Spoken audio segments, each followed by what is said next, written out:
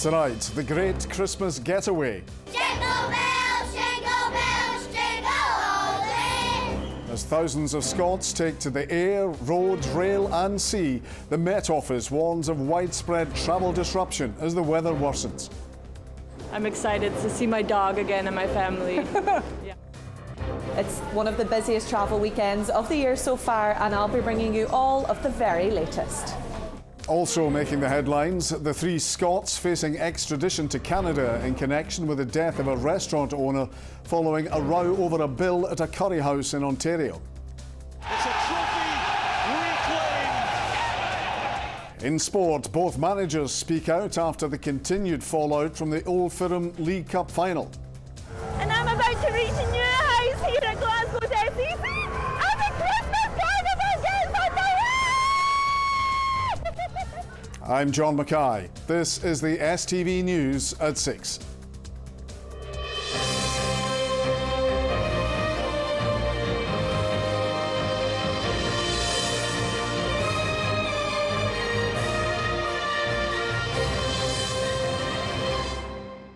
Good evening. Rail, road, sea and air. Thousands of Scots are travelling for the festive period and what's been described as one of the busiest travel days of the year so far. Poor weather conditions have seen the cancellation of some ferry services along the west coast. Some travellers have cancelled or changed their plans as the Met Office warns there will be widespread travel disruption with conditions forecast to worsen across the country. Vanessa Taff is at Buchanan Bus Station for us tonight. And Vanessa, how are things there? Well, it's frantic Friday at travel hubs here in Glasgow and other cities across the country as people are getting ready for that great Christmas getaway. Now, if people are arriving here at Buchanan Bus Station for their festive nights out, they're going home after a busy week at work, or they're finishing off the last bit of their Christmas shopping. But of course, the weather is on everyone's minds as they're making their journeys this weekend. And as you would expect, the Christmas getaway to the islands and the islanders are definitely bearing the brunt of the problems. But I've been finding out that it'll also be a problem on the rail and road networks if the weather warnings are to be believed. Jingle bells, jingle bells, jingle all the way. Oh, what fun it is to ride in a one-horse open sleigh. Hey! Whether it's by sleigh or by sky, passengers are getting the full festive treatment as they jet off for Christmas. The first time we've ever been away at Christmas, so just thought we'd get away. It was my 40th birthday this month. It was wee man's birthday a few days ago, so we thought we'd do something special, go to Malaysia for Christmas. Our youngest son lives in Vancouver and he's coming across, so we haven't been together for about 15 years, all together for Christmas. We're going to Gran Canaria for 3 weeks. And how much are you looking forward to a bit of sun? Oh, very much so, yeah. Better than Scottish weather. I'm excited to see my dog again and my family. But for others, it's not been smooth sailing. Ferries up and down the west coast and Western Isles have been cancelled or delayed. This has been treated as an emergency, and the Western Isles Emergency Planning Group have met, and they've issued weather warnings, and they've also asked that people don't travel unless it's really, really necessary. And this weekend we will probably have a lot of disruption throughout the islands. Some travellers have changed their plans to avoid the worst of the weather. I'm having to leave today on the afternoon ferry and hope to get a lift at the other side. A few days ago we saw the weather reports and we thought that we couldn't risk it, so we changed our ticket for today. The Met people said there's going to be winds of about 18 miles an hour. You think, oh, that's the ferry off. Managed to reorganise things. So it'll probably be a bit of a rough crossing, but hopefully we'll get there. And it's set to be a busy one on the rail network too. There will be more than 500,000 rail journeys this weekend in the run-up to Christmas, but ScotRail are warning passengers to be prepared for possible cancellations and delays because of the weather. Tonight we've got extra late night services in some of our routes, and we've got more carriages in service tomorrow because there'll be people out for nights out, there'll be lots of people doing extra shopping. So our advice to passengers as always is check before you travel, take a look at the website and the app so that you know when services are running. While this weekend will pose challenges for some, for others, the countdown to Christmas with loved ones has well and truly begun. Merry Christmas, everyone. Vanessa Taff, STV News. More on the weather forecast later. Three men from Scotland are facing extradition to Canada in connection with the death of a restaurant owner there. The arrests were made in Edinburgh and Dalkeith. Sharif-ur-Rahman was attacked outside his curry house in Ontario in August 2023 after a dispute over a bill. Police say the suspects had been visiting the country and are UK citizens. Our senior reporter Gordon Cree has the story. This is Edinburgh Sheriff Court, where requests for extradition are heard, and it's likely that this case will follow that path in the coming months as the authorities in Canada seek to get the three men who've been arrested in the past few months back to the country to face charges. But right now there's no clarity on exactly how long that process will take. While it is too early to provide a timeline for the extradition, we are pleased to announce that the accused individuals have been arrested. We are now coordinating with our international partners and the Ministry of the Attorney General to determine the next steps for their extradition. This is Sharif-ur-Rahman. He ran a curry house in Owen Sound in Ontario. In August 2023, he was attacked outside it after a row about an unpaid bill. Shortly afterwards, police issued CCTV images to help their investigation, two of them appearing to show people running and another showing a car. Now, at a press conference, it's been confirmed that 24-year-old Robert Evans has been charged with manslaughter. Robert Busby Evans, who's 47, and 54-year-old Barry Evans are accused of being accessories after the fact. And at that same event, a statement was read on behalf of Sharifur's wife. She has chosen to stay out of the public eye.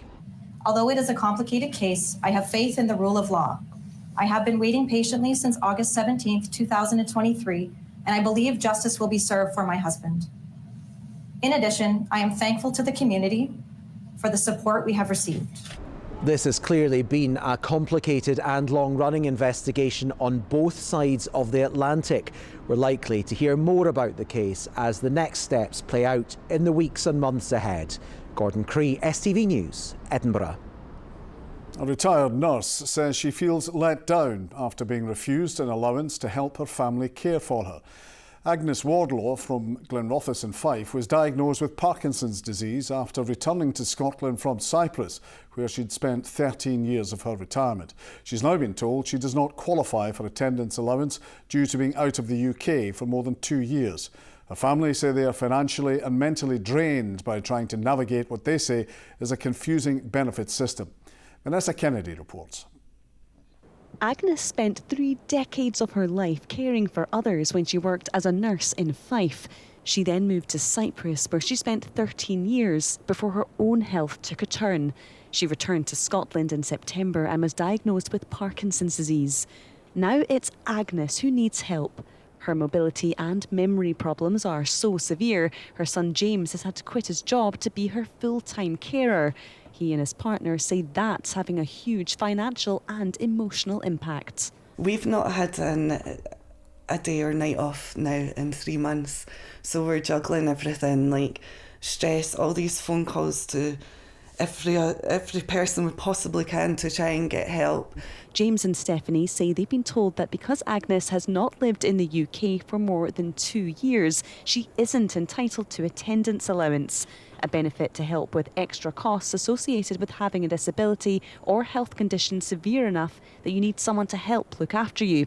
They're now waiting for what's known as a support package, but say they've had no update on when they'll receive that.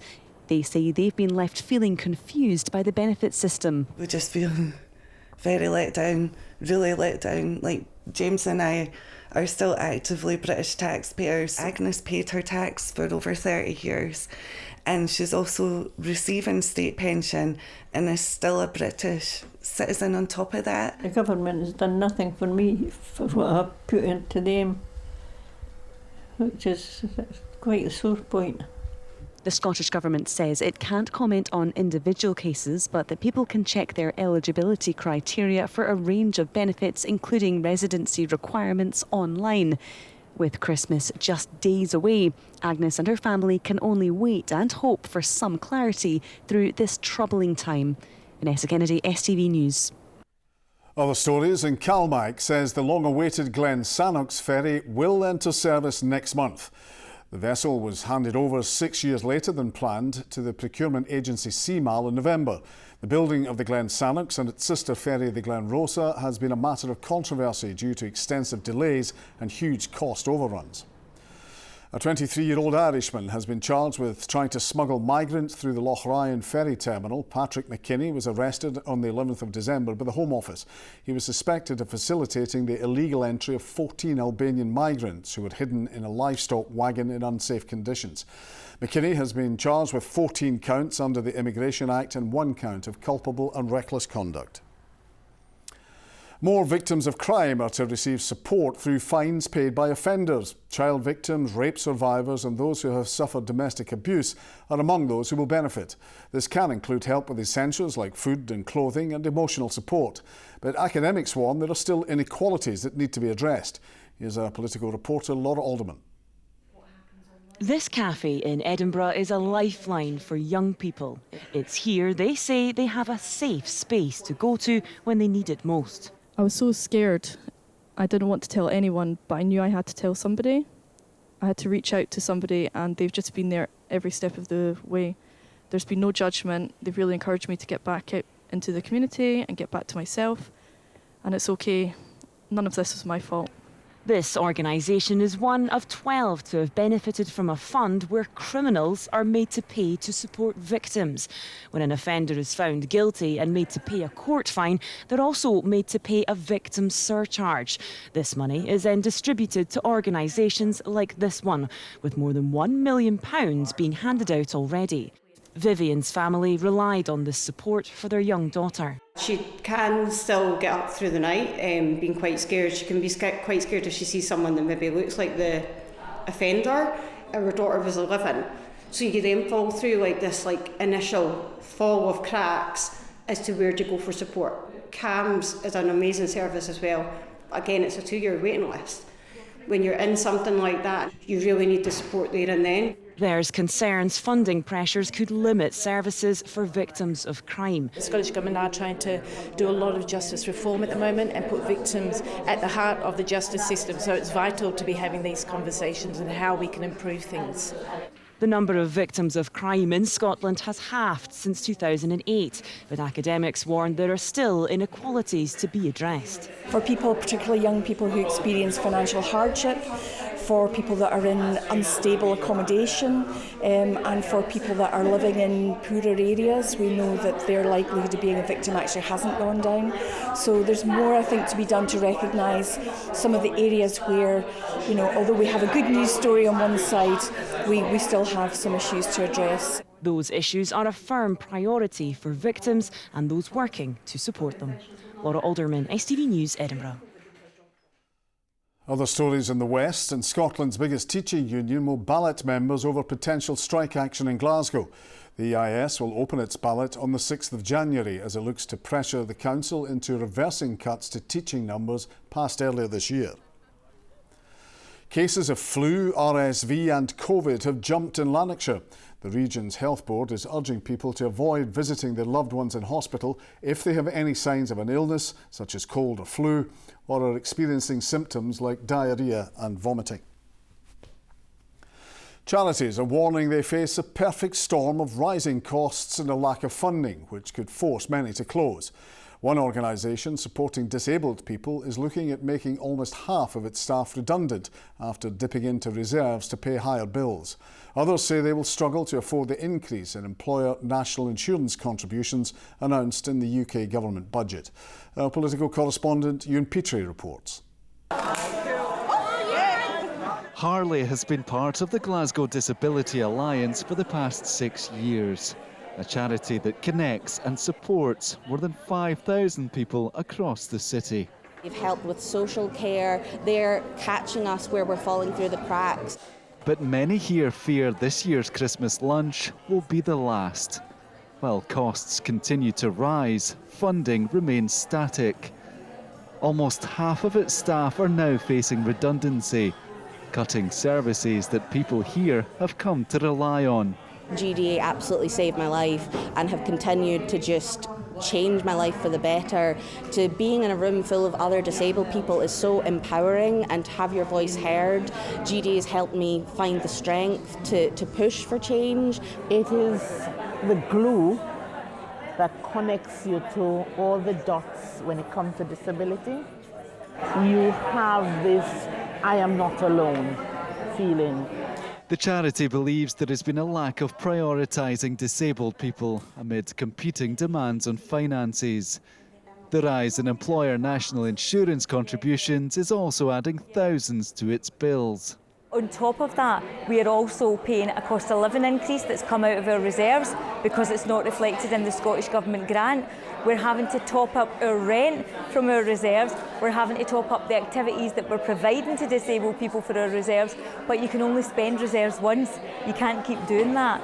So there is a whole range of things going on. A perfect storm is happening just now, and disabled people and our organisations need protected. Charities say the situation now is worse than during COVID, with many fearing for their future. Some will close and some will have to cut staff and therefore cut services. Charities deliver really essential public services across Scotland, whether that's for homeless people, in social care, or working within the environment, or animal charities. They provide absolutely essential services, and those services just won't be there. And often they're filling the gaps left by public sector cuts. So that's been cut. Now this has been cut, there's nowhere else to go. The Scottish Government says it will continue to press the UK Government to reconsider additional funding for charities to cover national insurance costs. Ewan Petrie, STV News. Now this is something to watch. Earlier this year, STV brought you the news of the birth of 4 quadruplet baby boys. Arlene and John Mitchell from West Lothian became proud parents to Ben, Noah, Harrison and Rory. Naturally conceived quadruplets are extremely rare, with doctors estimating the odds at about 1 in 700,000 births. Well, now the boys are home and the family are preparing for their first Christmas together. Laura Piper has more. Meet Ben, Noah, Harrison and little Rory. These bouncing baby boys are now 7 months old and thriving. Their incredibly rare birth meant that overnight the Mitchell family grew from a family of 4 to a family of 8. Sometimes I still look at them and think, oh my God, there is 4. That's what I'm like as well. So I think any mum would be like that. Multiple mums, put my hands up to them, but it's hard work, but very, very blessed to have them all.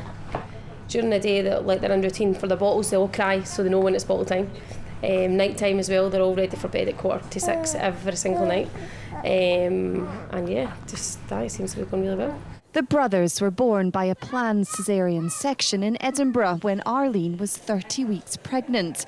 A team of 17 doctors and midwives delivered them safely, much to the delight of their proud big sister Lauren and big brother Hunter. How does it feel to have 4 baby brothers? Does it feel good? Yeah, good. All my friends have been asking how it's like too, but all I can say is it's really nice to have them, but also annoying. Rory's really cuddly and laughy. Harrison and Noah's more laughy. And Ben is grumpy. Mum and Dad are now preparing for the quad's next big milestones, crawling and walking. But first, Christmas. And Santa may need a bit more room in his sleigh for this house. Laura Piper, STV News, West Lothian. Time for the sport. Here's Joanne.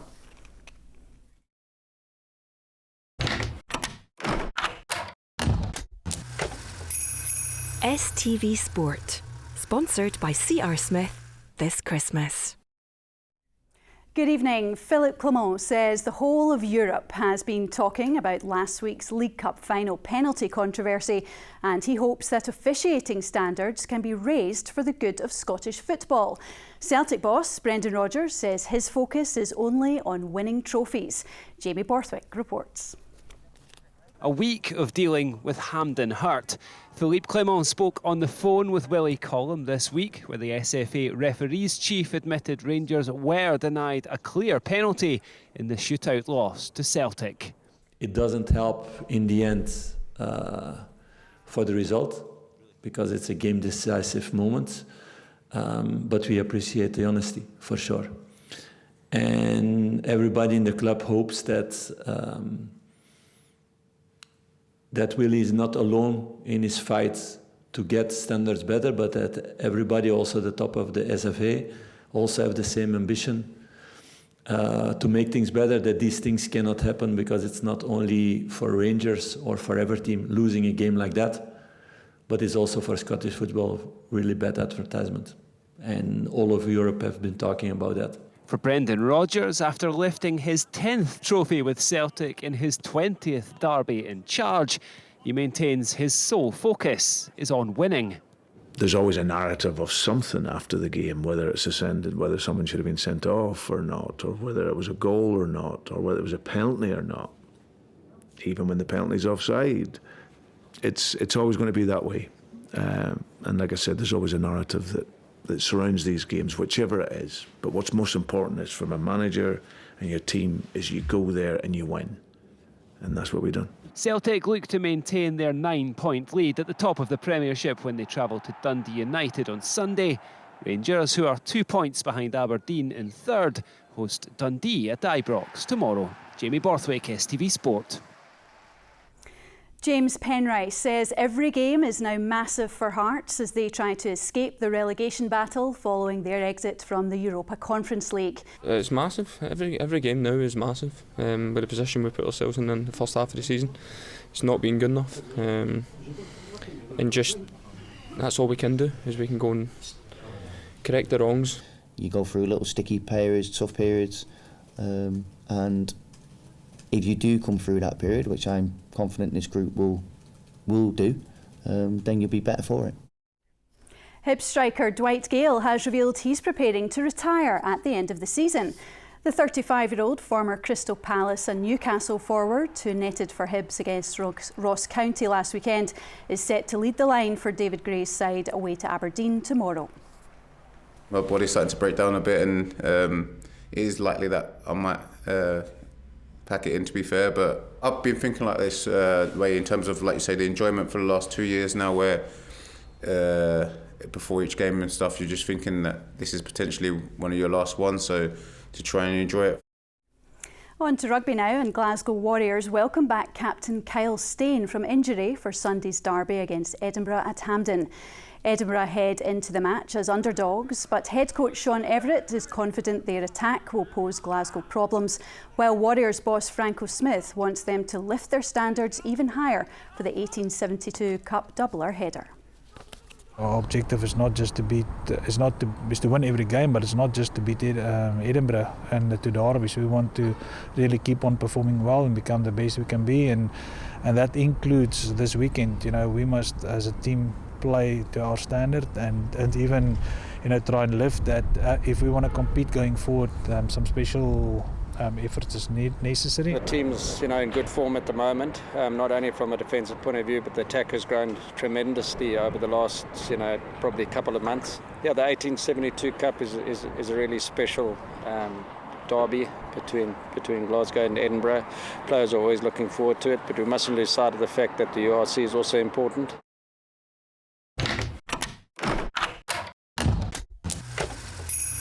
STV Sport, sponsored by C.R. Smith this Christmas. And before I go, Motherwell welcome Kilmarnock to Fir Park in their Premiership match tonight. We'll have the action from that in our late news at 10 to 11. And that's all the sport for me tonight, John. Joanne, thank you. Well, we've heard about the weather warnings. Now Philip has the details. Hello and a very good evening to you. Well, another weekend and another couple of days of very stormy conditions to come. We already have a few weather warnings in place. The medium impact strong winds will be across parts of Orkney and the north of the country. Orkney will see the core of the strong winds. The rest of the country seeing low impacts. Then on Sunday, a further wind weather warning covering the majority of the mainland and the Western Isles. Widely, we'll be seeing gusts of 50 to 60 miles per hour. Across parts of Orkney in the north of the mainland, gusts of 75 to 80 miles per hour. So of course it will be causing some tricky travel conditions and also some disruption for anyone travelling home for Christmas. Let's take a closer look at what's in store though. Here is the forecast. wet by the coast, with a high chance of sun and splashing. TUI sponsors STV weather. Well, throughout this evening, we'll see a ridge of high pressure building in across the country. That helps to ease and clear a lot of these showers that we've seen throughout the course of the afternoon. So to begin tonight, we will be seeing some drier and clearer spells. That could lead to some mist and fog patches forming. Very short-lived, however, as then come midnight, we'll see this warm front moving in from the west. That's bringing with it thicker cloud, this band of heavy and persistent rain that becomes fairly widespread through the early hours of Saturday morning, and also strengthening winds reaching gale force around western coastal parts, where we'll see temperatures dropping to lows of around 10 or 11 degrees Celsius. So looking ahead to Saturday morning, a pretty wet, damp, murky start to the day. We'll continue to see these blustery showers feeding in from the west throughout tomorrow. The rain isn't the main focal point tomorrow, despite the fact it will cause some tricky travel conditions. The strong winds are, as we could be seeing, widely gusts of between 50 and 60 miles per hour. Gale force around western coastal parts once again. So again, for anyone travelling, it will be quite dangerous in some spots. So it's better to plan ahead, with temperatures reaching highs of 10 or 11 degrees Celsius. But the temperatures are quite pointless because of the wind and the rain. Looking ahead to Sunday, our winds are coming in from the north and the northwest. So temperatures reaching highs of 6 or 7, but feeling a lot chillier because of those strong winds. Bye-bye. TUI sponsors STV weather. And finally, the annual Christmas carnival opened its doors at Glasgow's SEC earlier today as thousands of people get set to enjoy all the fun of the fair over the coming weeks. It's an attraction that has been part of many Glaswegians' festive celebrations for over 100 years. Laura Boyd went along to find out more about this year's offering. The doors opened at 4 o'clock here at Glasgow's SC, and already hundreds of people have come along to enjoy all the fun of the fair in this much loved Glasgow tradition. What do you love about the carnival? It's good. It's good? Do you love it too? Yeah, but I don't like the haunted mansion. You don't like it? Was it too scary? Do you think I should go on it? Yeah? It's just a nice thing to do with the kids at the end of term, and like a wee tradition. Well, it's just a great place. It's easy to get to. It's in Glasgow, and it's great for the kids. They've just finished school, getting ready for the Christmas holidays, and just everybody's just so excited. You're going to be going on the scary riders? Absolutely not a chance! We come to the carnival and meet all our family. There'll be about 24 of us with all the kids, grandkids, and we just get together and have so much fun with all the kids, and they all love it. Is it something you've done for many years? Yes, I came as a wee girl when it was Kelvin Hall. And those who work at the carnival also love the Glasgow spirit. My name is Edward Percival. My name is Edward Percival. And my name is Edward Percival. Edward Senior, tell me a bit about how long you've been involved in the carnival coming to Glasgow at Christmas. 5 generations. What does it mean to you coming to Glasgow every Christmas? Glasgow is a beautiful place, and I love the people of Glasgow, and what more can you say? We do love coming here, and we love coming here and putting a show on for the Glaswegian people. And it is actually the Glaswegian people's carnival. It's their carnival. We're just putting a show on for them. It's good that it's been passed down through the generations, and hopefully that can carry on forever. Well, the carnival runs until the 12th of January, and with everything from high-flying scary rides to the more traditional genteel, there really is something for everyone to get in a spin about. I think these are more my cup of tea though. Laura Boyd, STV News, Glasgow. Woo! Laura having fun. That's it from all of us. Thank you for watching. Have a great weekend. Good night.